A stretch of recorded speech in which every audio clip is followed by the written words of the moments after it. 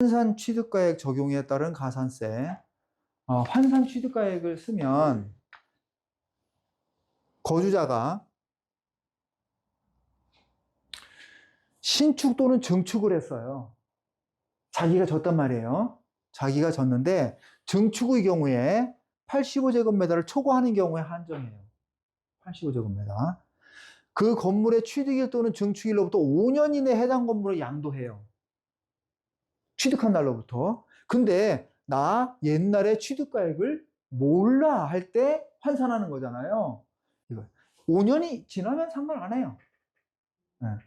근데 너 지금 취득한 지 5년밖에 안 됐는데 5년 전에 증빙이 없다고? 가산세네.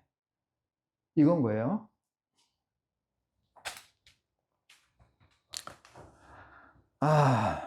이제 사례를 검토해 보겠습니다.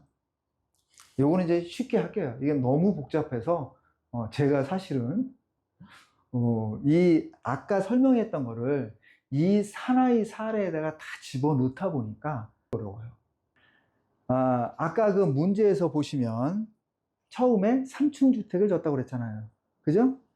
3층 주택을 졌으니까 요 부분이 주택, 요 부분은 상가예요. 상가. 근데 양도하기 1년 전에 증축했죠. 100제곱미터를. 이제는 증축하니까 여기는 주택 부분의 부속 토지였고 상가 부분의 부속 토지였는데 요만큼이 증축한 주택의 부속 토지가 돼요. 줄어들었죠. 기존 주택. 요건 증축 주택. 여기는 상가 계속 있었죠. 이 부속 토지는 건물의 연면적 비율에 의하니까 이렇게 달라지는 거예요. 여기는 이제 얘 때문에 생긴 거예요. 얘 때문에. 근데 얘는 단기 양도주택 70% 세율을 적용받아야 돼요. 70% 세율을. 그래서 건물은 70% 세율이고 토지도 70% 세율을 적용해야 되는데 주택에서 주택인 경우 종전주택을 통산한다고 했잖아요. 그죠? 통산한다. 요만큼은 기존 주택 부분이었잖아요. 기존 주택으로 간다고. 그러면 이제 이 부분만 남는 거예요. 그죠? 이 부분이 상가 부분이 여기로 밀려난 거예요. 그러면 이 부분은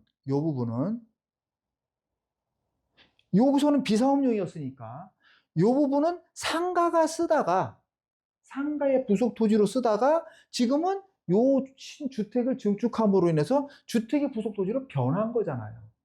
즉 상가 부속 토지가 주택으로 변한 부분이에요. 계산은 200에서 164를 빼면 되죠. 36. 빼면 되잖아요. 그죠? 36. 그런데 이 부분은 주택의 부속 토지지만 상가를 안 헐었잖아요. 상가를 헐으면 나대지에다가 주택을 건축한 게 돼요. 세율이 70%예요. 그러나 상가를 안 헐었으니까 상가의 부속 토지인 거는 그 보유기간을 인정해 줘야 될 것 같아요. 안 헐었기 때문에. 그래서 이 부분은 상가 주택이었던 부분의 공제율과 상가였던 부분의 장기보유 특별공제를 합산해서 적용해 줘야 돼요. 주택이 부속 토지지만. 그리고 세율도 70% 세율 적용할 수 없어요. 왜? 보유기간이 상가의 보유기간과 주택의 보유기간을 통산해야 돼요. 상가 안 얼었으니까. 그래서 일반 세율을 적용해야 돼요. 요 부분은 주택의 부속 토지는 5배 이내예요. 5배 이내. 근데 상가의 아까 일반 주거지역이었거든요. 일반 주거지역은 비사업용 토지가 일반 주거지역은 4배 이내예요. 주택은 5배 이내. 그러니까 이쪽이 원래 비사업용 토지 부분이 넓었어요. 그렇죠? 넓었어요. 그래서 근데 이제 중축한 분에서 이렇게 밀려나니까 여기는 4배고 여기는 5배까지 부속토지를 봐주니까 이 부분만큼은 이제 주택의 부속토지로 나대지가 늘어난 거예요. 나대지가. 요 9제곱미터는 70% 세율이 적용해줘야 돼요. 70% 세율. 나머지 이 부분은 어차피 비사업용이었으니까 50, 55, 그 다음에 61, 요거는 비사업용으로 표 1 장특공제하고 비사업용 토지에 따라 10% 증가한 중과세를 적용하면 돼요. 그렇게 계산하면 이제 부속토지 면적이 요렇게 나와요. 요렇게. 그러니까 그거 하나, 아까 이 사례를 따라서 주택 부분은 건물 부분은 300제곱미터 2층, 증축한 부분 100제곱미터. 이거는 단기양도 세율 적용이 주문되는 거고, 상가 부분은 150제곱미터. 상가 부분, 건물.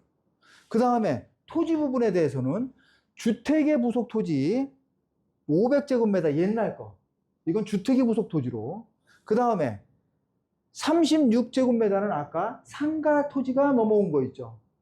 그 부분은 용도 변경분이니까 일반 세율. 그 다음에 아까 나대지가 주택의 단기양도 주택 부속 토지로 증가됐던 9제곱미터는 70% 세율. 70% 세율. 그 다음에 요 주택의 부속 토지인 비사업용 토지 55제곱미터. 그 다음에 상가의 부속 토지, 비사업용 토지는 61제곱미터. 61제곱미터. 그 다음에 상가의 부속 토지 164제곱미터. 그래서 요거를 다 갖고 들어와야 돼요. 그래서 세액 계산을 하니까, 요렇게 계산됩니다. 복잡하죠?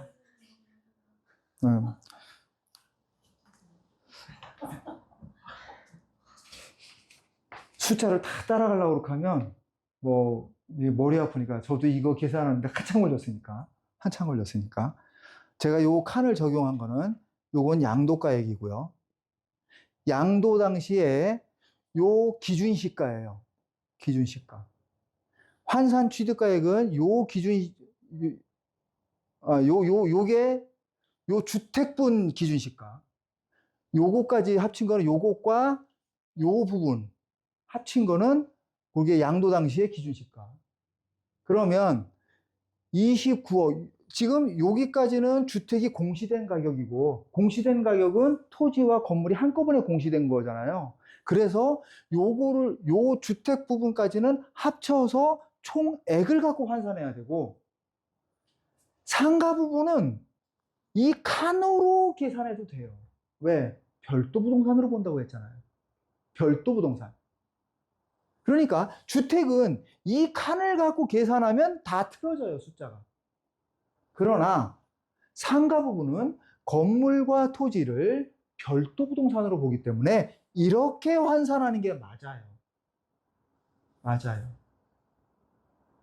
그래서 그리고 고가주택은 처음 35억에 양도했지만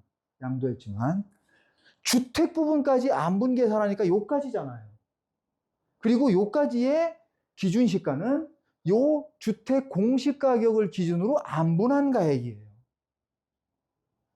공시가격을 보면 예를 들어서 건물 44억 5,200이지만 여기 상가는 1억 1,000밖에 안 되잖아요.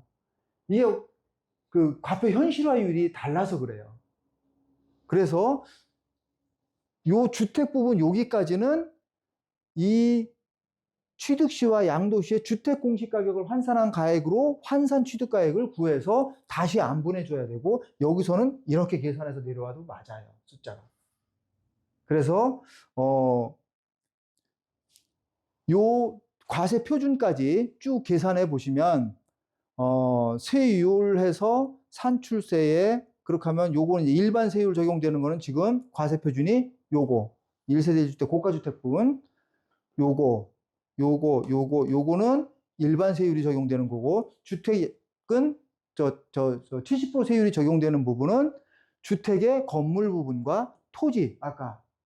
그래서 요 두 칸, 요거 빨간 표시해 놓은 거, 요 두 개가 주택의 단기 양도로 들어온 거고, 나머지 비사업용 토지는 요거가 비사업용 합계로 들어온 거예요.